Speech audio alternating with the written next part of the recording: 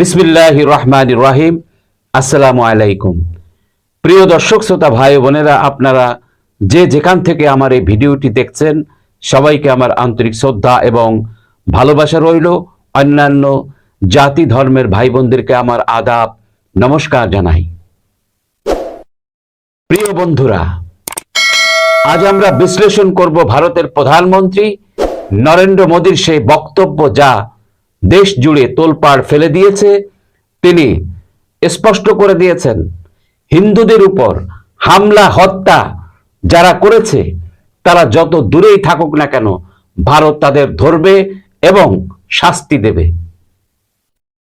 এটি কি রাজনৈতিক বার্তা নাকি ভবিষ্যতের নিরাপত্তা কৌশলের পূর্বাভাস? চলুন জানি পুরো বিশ্লেষণ। সাম্প্রতিক সময়ে ভারত ও দেশের বাহিরে বিভিন্ন জায়গায় হিন্দুদের উপর সহিংসতা হয়েছে। কানাডা, ব্রিটেন, বাংলাদেশ, পাকিস্তান সহ বিভিন্ন দেশে এমন ঘটনা আলোচিত হয়েছে। আন্তর্জাতিক মিডিয়াতে ভারতীয়দের নিরাপত্তা প্রশ্নবিদ্ধ হয়েছে। হিন্দুদের হত্যা যারা করেছে তারা পৃথিবীর যে কোনো প্রান্তে থাকুক না কেন, একজন করে ধরে আনা হবে এবং কঠিন শাস্তি দেওয়া হবে। 140 কোটি ভারতীয়র পক্ষে প্রতিবাদ জানালেন মোদি। এটা শুধু আবেগ নয়, একটি রাজনৈতিক প্রতিশ্রুতি নয়, ভারতবর্ষের নীতি আদর্শ, দেশপ্রেম, ভারতীয়দের ঐক্যের লড়াই। মোদির এই হুঁশিয়ারি ভারতীয় রাজনীতিতে বড় বার্তা। এটি ভারতের গ্লোবাল হিন্দু প্রোটেকশন স্ট্র্যাটেজির অংশ হতে পারে। আন্তর্জাতিক অপরাধীদের ধরার ক্ষেত্রে মোদি সরকারের মনোভাব স্পষ্ট হল। আন্তর্জাতিক প্রতিক্রিয়া, গ্লোবাল রিয়াকশন। কিছু দেশ হয়তো এই বক্তব্যে আক্রমণাত্মক বা হুমকি হিসেবেও দেখতে পারে। অনেকেই মনে করছেন হুমকি, কিন্তু এটা কোনো হুমকি নয়।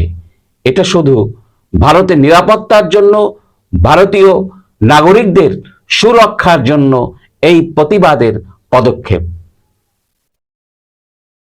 অন্যদিকে ভারতের বন্ধু রাষ্ট্রগুলো নিরাপত্তার বার্তা হিসেবে দেখবে এই বক্তব্য। ভারতের পররাষ্ট্র নীতির নতুন দিক নির্দেশনা কি দিচ্ছে? রাজনৈতিক বিশ্লেষণ, পলিটিক্যাল অ্যানালিসিস। লোকসভা নির্বাচন সামনে, এই বক্তব্য কি ভোট ব্যাংক বার্তা? মোদির শক্ত প্রতিরক্ষা নীতির ধারাবাহিকতা কি এটি? জাতীয়তাবাদ ও ধর্মীয় নিরাপত্তার দিক দিয়ে এটি একটি শক্তিশালী কৌশল। প্রিয় দর্শক, প্রধানমন্ত্রী নরেন্দ্র মোদীর বক্তব্য ভারতীয় রাজনীতিতে ও আন্তর্জাতিক মহলে বড় প্রভাব ফেলেছে। এখন প্রশ্ন, এই কঠিন হুঁশিয়ারির বাস্তবায়ন কতটা সম্ভব? আপনি কি মনে করেন? কমেন্ট করে জানাতে ভুলবেন না। আর ভিডিওটি শেয়ার করে দিন, সাবস্ক্রাইব করুন। এই আশা রেখে বিদায় নিচ্ছি। সবাই সুস্থ থাকবেন, ভালো থাকবেন। আল্লাহ হাফেজ। আসসালামু আলাইকুম।